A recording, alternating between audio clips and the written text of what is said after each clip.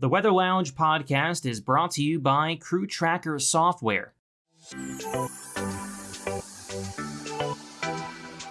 This is the Weather Lounge here at WeatherWorks. Hi there, everyone, and thanks for joining us once again here in the Weather Lounge. I'm your host, meteorologist Brad Miller, and this podcast comes to you from our WeatherWorks headquarters, located in Hackettstown, New Jersey. And joining me, as always, here in the Weather Lounge is my Cat 5 co-host, meteorologist Mike Mahalik. Hello there, Mike. Hey, Brad, Cat 5? Yeah, I'm feeling a little Saffir Simpson-like today. Saffir Simpson? I mean, hopefully I'm not that much of a windbag for you. I mean, that's pretty bad. I mean, sometimes you can be. You're long-winded, but... Well, anyway, if we're talking about Saffir Simpson scale, Category 5 refers to the highest strength of a hurricane with sustained winds of 157 miles an hour or greater. For example, there was a Hurricane Michael that struck the Florida Panhandle with 160 mile an hour winds, and I think we even had a meteorologist who intercepted that storm, even though it was quite dangerous. I don't think I'd want to. I mean, I think we're gonna have a Cat 6 one day. You know, maybe they'll bump it up to Cat 6. There was always talks about it, weren't there? There were talks, but let's stick with our original categories at this point. All right. Well, the reason why we're talking about hurricane strength is because we have a very special guest on the program today, Lieutenant Colonel Ryan Rickert, and he comes to us from the 53rd Weather Reconnaissance Squadron. And if you haven't guessed, he is a hurricane hunter, Mike. And I've always wanted to kind of chat with a hurricane hunter. This is going to be an interesting podcast for sure. Yeah, I mean, really, how crazy is hurricane hunting? I mean, you're flying into the strongest storms on Earth, and that's basically your job. I mean, it sounds good, right? I mean, we could do that. Yeah, actually, you know what? When I was doing my TV in a previous lifetime down in Charleston, one of the hurricane hunter planes came to Charleston Air Force Base, and I didn't go up in the plane, but I was able to take a tour in the plane, and I got to see where the drop zones go and all the instruments. And I'll tell you, it's like a science lab up there on the plane. It's really cool. So I kind of looking forward to. So without further ado, it's enough banter. Let's bring in Ryan, Mr. Ryan Rickert. Thanks for joining us today here in the Weather Lounge. Thanks for having me. Glad to be here. Yeah, great. You know what? Let's just kind of get some background on you here, how you got to where you are now, your even, I guess, aviation and weather background to a point. Yeah, so I actually did grow up in Pennsylvania, and I see the flag behind you there. Penn State. Went to Penn State. Got my meteorology. Yeah. I went to Penn State University myself, got my meteorology degree there. And did you do the same? I did. I went to Penn State. I started out in the branch campus of Allentown because that's originally where I'm from, Easton, Pennsylvania. Exactly where I went. That's where Mike's at. Yeah, I went the same route. I went the Lehigh Valley campus there, and then I went to the Berks campus, and then I went to. And here I only went to Millersville. I'm like Millersville. Yeah. I got accepted to Penn State, but I went to Millersville instead. They're two great meteorology schools, though. Either way. Yeah, definitely. So I moved out to the main campus for 2 to 3 years out there. Got my Penn State meteorology degree, and while I was out there, I actually met up with an Air Force recruiter, and he was out there at State College. I didn't go the ROTC program, basically doing that throughout college. I just went basically right after I got my graduation degree, and then went to officer training school, became a commissioned weather officer, and started basically going through Air Force weather that way. Went to first station was Shaw Air Force Base, where I was a second lieutenant forecasting for Southwest Asia, no less, for about 2 years. For all the operations that were starting out, that was about 2003, so it was right in the beginning of the wars over there, OIF and OEF. So I got some really good experience doing that, working a lot of mid shifts and 12-hour shifts. After that, I got stationed in Korea for 1 year, supported F-16s, U-2s, and A-10s with ground weather support, and then wherever they were going to fly. So that was a really cool experience. After that, I got to move to Germany. That was kind of one of their promises to me, is after you go to Korea for a remote 1-year tour, hey, we'll send you to Germany and we'll find a spot for you there. So they found a spot for me in Heidelberg, Germany, landed there for about 3.5, 4 years, supported the Army actually. Since Army does not have meteorologists or weather support. The Air Force made an agreement back in 1947 or 1945, one of those years, that the Air Force was going to do the Army's weather support basically when we split off from them. So we did that for 4 years, had a great time, deployed to Iraq, Pakistan, Qatar while I was out there. Actually, Pakistan was my next duty station. Seymour Johnson Air Force Base, moved there in North Carolina for roughly 3.5 years. While I was in Germany, I met my wife. We got married, and then moved to North Carolina. Was there flight commander for 3.5 years. Supported Strike Eagles F-15Es. Deployed to Afghanistan and Pakistan out of there. And then moved to my last duty station on active duty to Hawaii for 2 years. After that, then that's kind of where the transition is into what I'm currently doing. I basically there around the time I was getting done there, I was looking. There was a job opening at Hurricane Hunters and had to interview, so I flew there, interviewed with them, got hired. So as I was basically transitioning out of active duty, I was able to get hired on at the Hurricane Hunters. We basically left Hawaii and moved to Biloxi, Mississippi, expecting it would be a full-time job. I was hired as a part-timer, traditional reservist, and then knowing that there would be opportunities for full-time employment down the road as people retired. And about a year and a half after I started my training, a full-time position opened up, and I interviewed and took that. So ever since 2000, so I started in the unit in 2015, so I've been going at it for about 7 years now. So, Ryan, we must have just missed each other in school. It's possible because I graduated in 2003 from Penn State. I was there in 2002. I graduated in 2002. So we were very close, and I almost took the same route as you, where I talked to an Air Force recruiter, and I almost went that route with my meteorology career.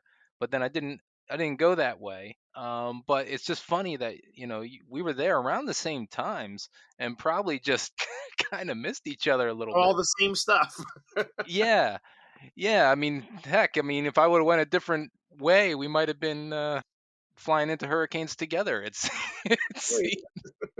But yeah, I mean, you have extensive background, obviously, with everything. But I mean, at what point did you say, you know what?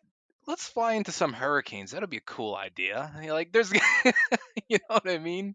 Is there a certain? I actually, so what happens is when you go through initial training for Air Force weather, the school is actually at Keesler. So Keesler is a very big, Oh yeah, Keesler Air Force Base. Yeah. yeah, Keesler Air Force Base is a very big in education. There's a lot of different schools and classes there. So what happens is a lot of the technical schools and where basically the Air Force breeds their specialty.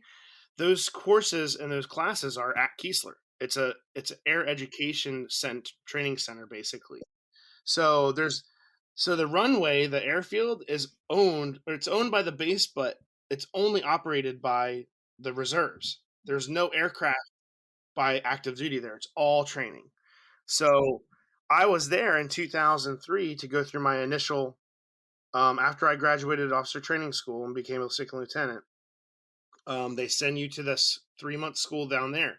Well, while you're down there, they partner with the Hurricane Hunters. The weather school does. They go get a tour and they get this hear, someone speak and everything. And that was the first time I had ever heard and even really knew what this was. So this is roughly about 19 years ago. So ever since then, and guess who the person that spoke to us was? You might remember him from the Weather Channel, Warren Madden. John Hope? No, Warren Madden. I remember Warren Madden. Yeah. Well, I guess John Hope's a little too far back. Yeah, John Hope. Yeah, I don't know if John Hope was a hurricane hunter. He may have been. I don't know. But Warren Madden was a hurricane hunter at the time he worked at the Weather Channel. He was a part-time reservist. And while I came there, he actually spoke, and I remember his brief, and I remember him talking about what it was like and everything. I was like, oh man, I want to do that. But I was going the active duty route. There's, because what we do is it's the owned by the reserves. So active duty, you have to fulfill your commitment. You know, as you get starting moving around, you just pretty much start going with the flow and try to advance and promotion and everything. Well, it just turned out that it was time for me to make a decision, and I basically decided to move on. And my boss at the time saw that there was a opening, and he was the one that referred me to it, and I was like, okay, that's a great opportunity to continue weather, and none other than being like one of the best weather jobs to do is be in it. Yeah, absolutely. I mean, that's one of the most fun that you can really have with The storm chasers of the air, I guess. yeah. And I say fun loosely because it is an important job to be doing because you have so many observations you're taking for the meteorologist. There was a woman too, right, from the Weather Channel. I think her name was Nicole. That was a hurricane hunter. That's correct, Nicole. Yep, there were two of them that I know of, and I knew both of them actually. Or actually, Warren Madden. Warren Madden is still with us. He's not a reservist anymore. He actually, when he retired militarily, he works at our unit called CARCA down at National Hurricane Center. So he's kind of like a liaison for us. So there's a small unit of civilians that work down at the Hurricane Center embedded with the forecasters. So when the forecasters, Down in Miami. Yep, when the forecasters look at the models and the satellite and everything the morning when they get on shift and they see, oh, we see this developing, or the models are indicating this developing, we're going to need aircraft reconnaissance into this system this day. The forecasters talk to these guys communicate with us at the unit, and they fall in our unit, and Warren is the lead guy of that unit right now. So it's great having a person that understands the operational, the constraints of the aircraft, all this stuff, communicating with us specifically about what the forecasters need. Since 2004, CrewTracker Software has enabled snow and ice management companies to save time, money, and resources with their comprehensive digital services platform. All the information needed to plan your operations and make business decisions is current and always available. Along with QuickBooks, CrewTracker Software provides seamless integration with WeatherWorks certified snowfall totals. Visit CrewTracker.com to rock your game and learn how CrewTracker Software makes managing snow and ice simple. Take advantage of the SIMA Show Special $500 discount and White Glove Startup Service offer.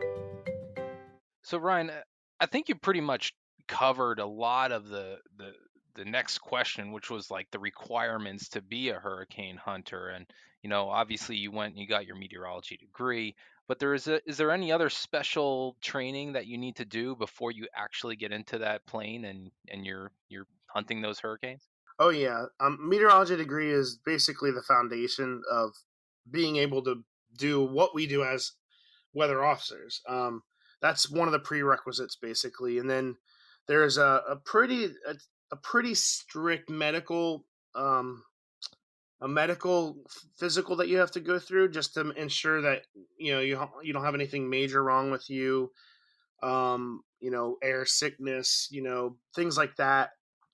So that's those are the two main things that really just getting your foot into the door and interviewing with us takes. Once you've interviewed and you've made it past that, and we've sent you an intent, we like your background, your resume, all that kind of stuff. We'll send you an intent to hire, and then basically you just start working through the process to get into the military, the reserve side. Once that all said and done, the training part starts. You show up at our unit. If you're green and you've not gone through any military whatsoever, you have to go through that weather course I spoke of. You have to get that. That's basically, it's called your Air Force Specialty Code. You have to get that rating, and it's 15W is what we are. So you have to get that weather rating before anything if you haven't done it on the officer side before. That's roughly now. I think it's two. We have a guy going through it right now. He's two and a half months, right there at Keesler. Then after that, you'll come back to the unit, and then you'll start doing things that are actually very specific to the aircraft. You have to go through survival school out at Fairchild in Washington, which the course when I went through it 7 years ago was about 3 to 4 weeks long. Now it's been cut down to 2. That's where you'll learn just survival techniques, a lot of classroom settings, resistance training, a lot of stuff you don't really technically want to go through ever, but they train you how to go through it in case you were like to crash land in a bad country or something like that.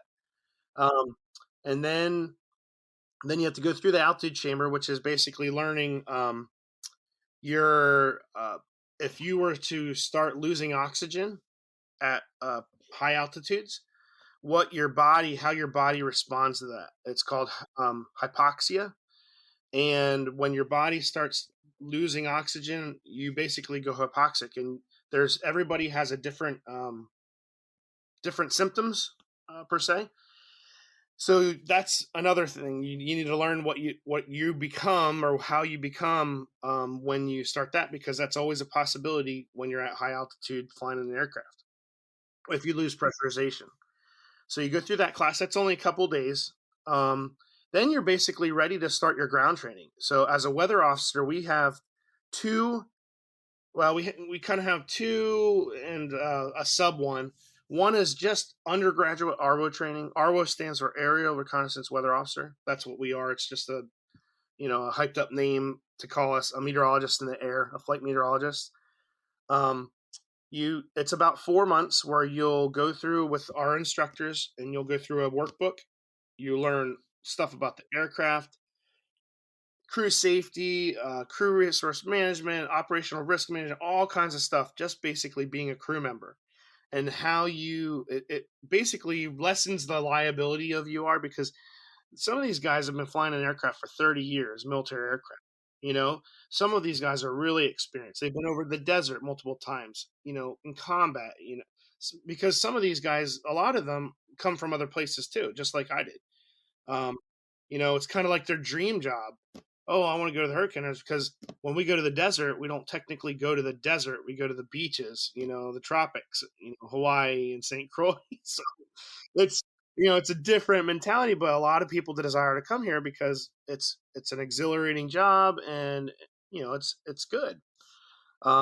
So you go through that 4-month course, and then basically you're able to fly by yourself. You graduated from our undergraduate training. This is where you get your wings, kind of like you've seen in the movies where pilots get their wings after they finish their undergraduate pilot training. That's where our guys, and you'll see it on my patch here.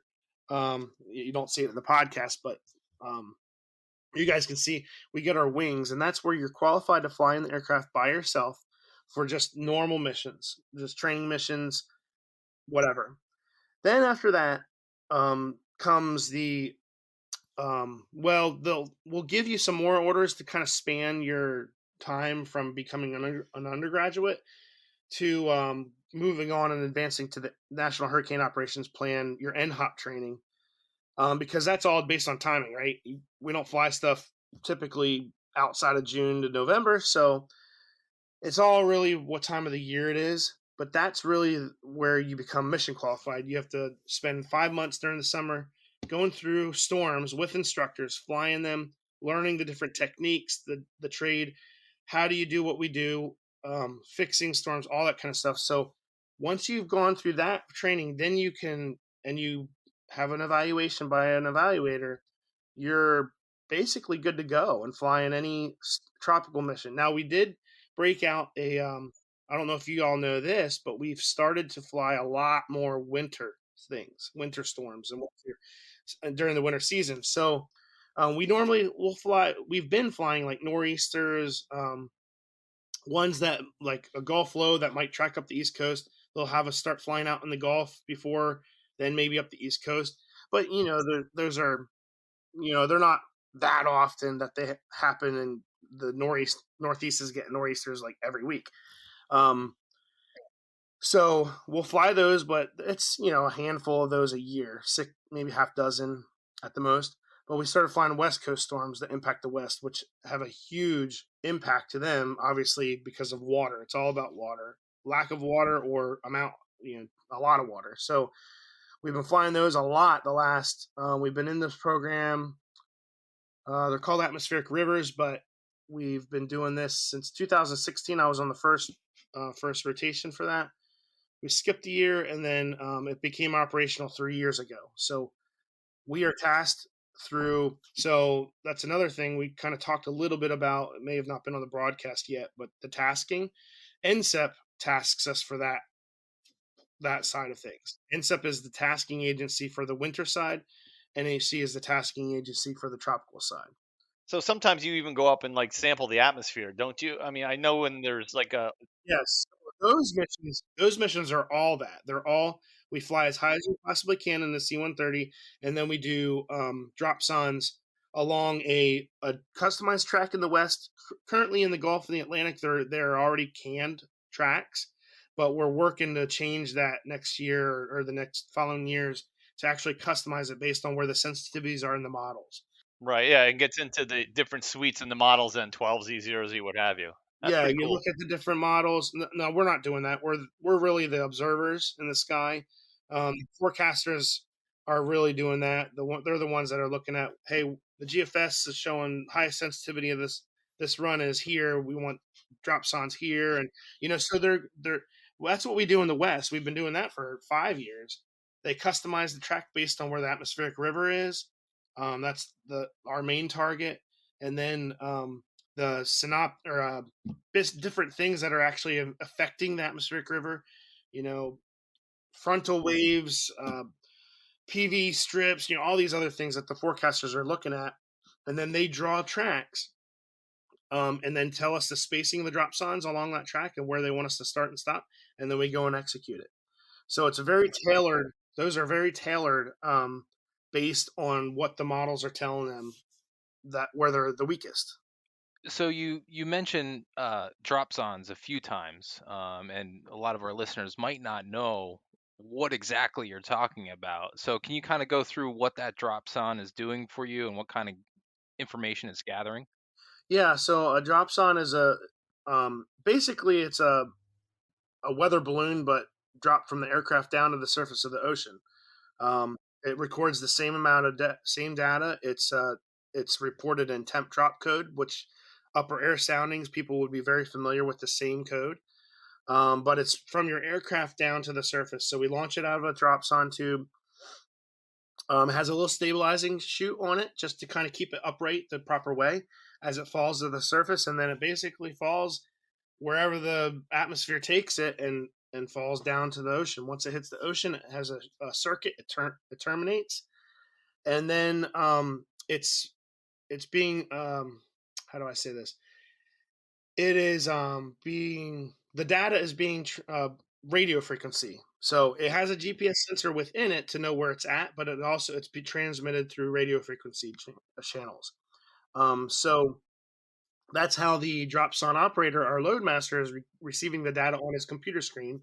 He's watching it. He's making sure that it's right. It's nothing's happening to it. And then once it terminates, he can QC it and kind of package all the data up and send it over to the weather officer to send out as a message to the Hurricane Center to send out to the GTS. So it makes it out to the world. So pressure, temperature, humidity or dew point, wind, speed, and wind direction. And those are crucial when in the wintertime, but obviously when you're surveying a hurricane, to see what's going on in different quadrants of that hurricane. I mean, the Hurricane Center, the forecasters probably look at our dropsons. Real time, they're looking at them once we're sending them out to see like what's going on with the structure. There's stuff that we're not looking at that. They're looking at like what are the temperatures, at the different levels and the boundary layer and all these other things that are going on from 10,000 feet down to the surface to see what's actually happening internally in the hurricane that we're not doing. We're just the observers. We get to the storm and do it. But yeah, I know I've already looked at a lot of that stuff online where you can get the aircraft recon, straight from your mission, and then you see like, oh man, the pressure has really dropped here, even before the actual advisory or the new warning or whatever comes out. And it's kind of like, well, this is going to go up. We know. Yeah, I mean, the whole world can watch us now, basically, either on Google or Tropical Tid, a couple of the different websites where people are pulling our data in, and you Yep, can I've see, watched you guys on those sites before, yeah, watching the airplane kind of track its way in, and like, oh, they're almost there. They're almost exciting on big storms. It's pretty exciting watching that on, something worthy. Not a little piddle storm, but So I guess the big question is, we got all the background now. It's like, okay, now let's get into your experience here a little bit. I mean, what was your first reaction when you punched the eye of a pretty major hurricane? What was like going through your head? Because I know people must be thinking like, I wonder what that's like. Maybe just take us through that. How does that go? well, the first storm that I flew through actually wasn't a hurricane. So what happens is it just kind of depends on where your training is and who the instructors are that are around. Back when I was there 7 years ago, there were a lot of kind of old hats that were sitting around. This one lady, Val, she's like, "Hey, why don't you go on up with me?" And I wasn't even in my NHOP training. I was still kind of like basic. She's like, "Come on up, and I'll just show you, what's or just watch, see what's going on." So I go up there, and it was a tropical storm, Joaquin, in 2015 September. You probably remember the Joaquin.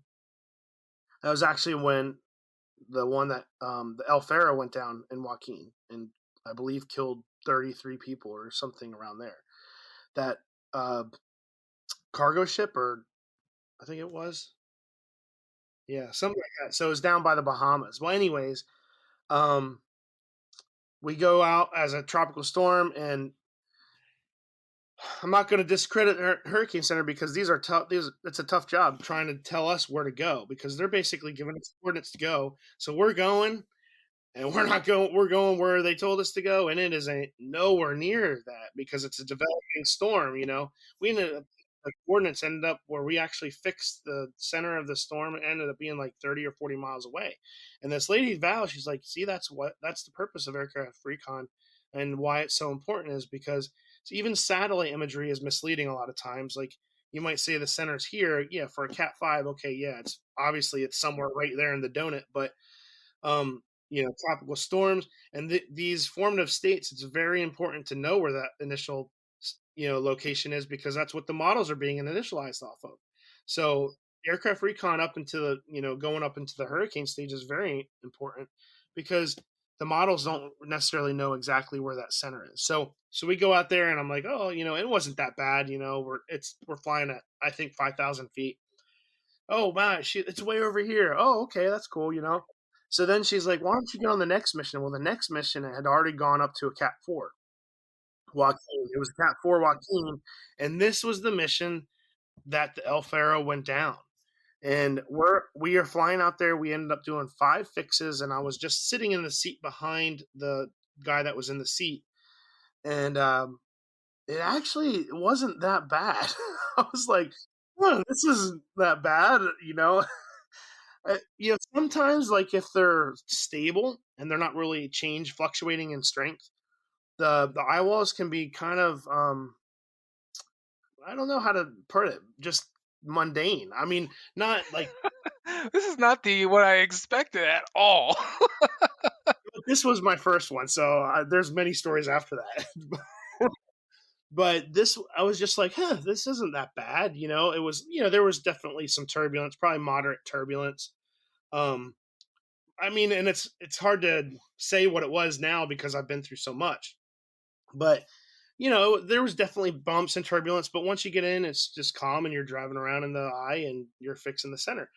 But then they actually asked us to do search and rescue for this. It went down. They had a distress call, and I wasn't even in the seat. I wasn't even in the training for this yet. This was not even my training. It was my undergraduate, and we're all oh, I mean, it was all serious. Like everybody's looking out a window of the plane. We're down low, circling in the eye, looking for this, and we couldn't find it, and it ended up being pretty far away from where they said once they found it. But so that was my first two experiences, and then after that, that was basic. I didn't go in anything else after that storm season because I was a student, basic student. Then the next year is when I started my training. And I'm trying to think what first couple were, a lot of the ones in the early in the season are really weak and messy and sloppy. That's kind of what I dealt with for the first few.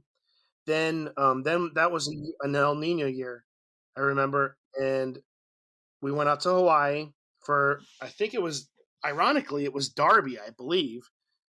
Oh, was it Darby? I can't remember. Actually, 2016 would it have been? No, it was 6 years ago. 6 years ago, yeah, it would have been Darby Darby? because we have Darby this year. Yeah, Yeah, Darby's going on right now. Well, it was a week Darby the last one, and it was nothing. Or I think it may have been a hurricane. I can't remember, but it wasn't anything spectacular.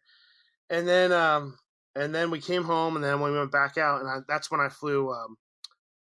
I believe it was Lester and Madeline, and they were both Cat 3s, and they were pretty rocking. And I was like, oh my gosh, So my first like real hurricane experiences were as a student were pretty pretty exhilarating, I would say. Like not really knowing what to expect. They were rougher than Joaquin. But I think it was just because of the stage they were at. They were rapidly intensifying, and I think one of them was falling apart fast too. Um, the following crew after our Leicester flight, they had severe clear turbulence in the eye, and they had to abandon the flight because it was so bad. Because it was like I think falling apart, so they get really messy, and obviously anything can happen at that point. So Right. So you're basically flying, to the Eastern Pacific too, and also the Atlantic storms. Is that right? that's correct, and Central Pacific. So anything that looks like it could affect Hawaii. Eastern Pacific will fly anything that's projected to be a hurricane or more, a hurricane that's going to impact the western coast of Central America, and then anything in the Gulf, Atlantic, Caribbean.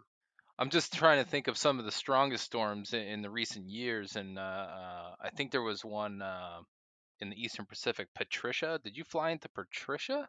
I didn't get to fly in Patricia. That was the same year I was a student, or the same year I went in Joaquin. Okay. I flew Joaquin. Well, Patricia was going on, I think, close to the same time period, and there was other students that were there, and they sent the one girl on that one, and I was like, oh man, I wanted to go on that one too. Right, right. They were like, oh, you already got on two. All right, fine, whatever. So that one was also like, from what I hear, it was they asked them to do another fix, and the crew was like, no, we can't. It was so bad because I think the eye was only like 5 or 6 miles. Yeah, it was a pinhole eye for sure. Well, yeah, it's a pinhole. I flew a pinhole eye. Was it last year or 2 years ago in Ada? Ada, the Greek out, the ones that hit Honduras and Nicaragua. That was a 6 mile eye, and that was tough, and that was bad. It was rough. So how far west do you go? Like to Hawaii, and then How far west we'll fly to Hawaii if there's going to be a storm impacting Hawaii? Anything else that's going to impact like Western Central America, like Mexico or Cabo or something like that, we'll fly out of home station. We'll fly it out of Keesler. We'll cross them over Mexico, fly it, and come back and land. Those are long missions. They're like 12-hour missions. and then how about when you go east though across the Atlantic? How far can you go?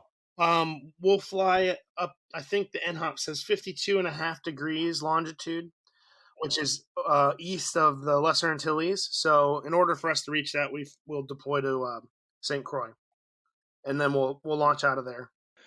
Yeah, I mean, so you explained some of your first experiences. So what was the roughest trip through a hurricane? What would you say that would have been? Well, they're kind of in different levels. I would say like the top five.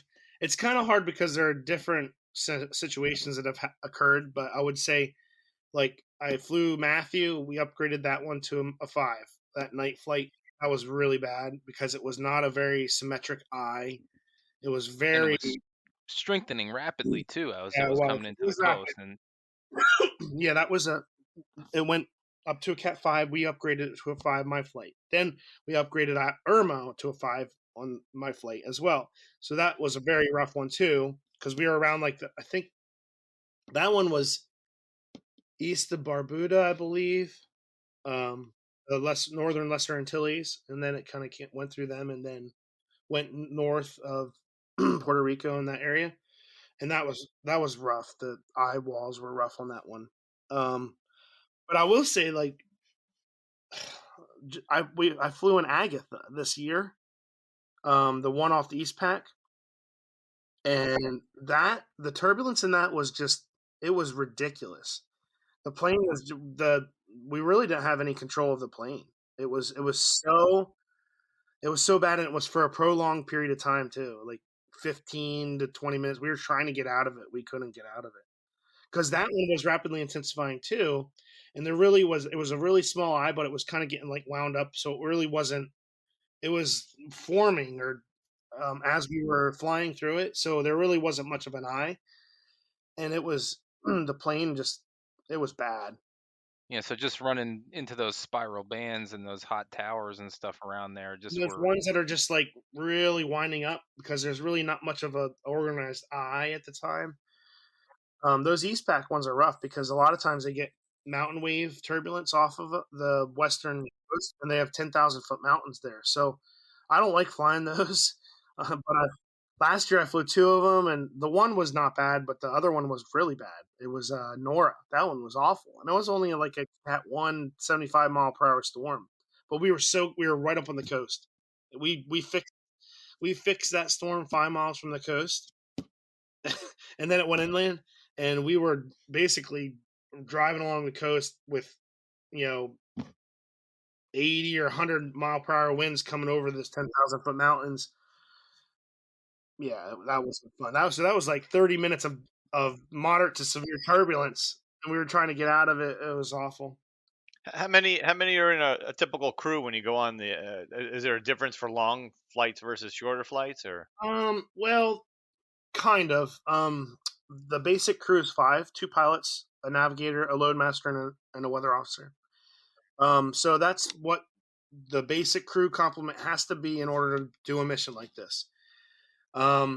If they're gonna be like night flights or like overnight flights, long flights, or like your clock, we flip flop clocks back and forth. If we're on a hard crew down at a deployed location, you'll fly a day flight, then the next overnight you'll fly overnight, and then you'll swap back to the day, and then you'll swap back to the night. So if you do 4 missions in a row, you've flown 2 day flights and 2 night flights, but back and forth. So they'll try to get you at least another pilot, just because they're the ones that are basically keeping you alive, So and there's a lot of time, like we're going through a lot of training now, so there's a lot of students on the planes, so there's extra weather officers, there's extra load masters getting trained, there's extra pilots now. So typically it's not a basic 5, it's nowadays it's like 6 or 7 with some extra people getting trained.